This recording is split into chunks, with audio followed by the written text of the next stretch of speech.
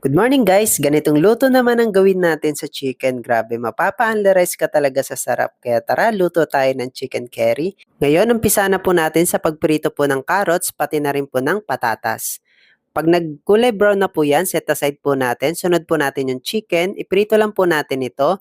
Then kapag okay na, set aside po natin. Ngayon, magisa na po tayo ng sibuyas at bawang. Hintayin po natin ito hanggang bumago. Then ibalik po natin yung chicken. Maglagay na rin tayo dito ng curry powder. Ayan, maglagay din tayo dito ng asin at ng paminta. Then haluin lang po natin ito.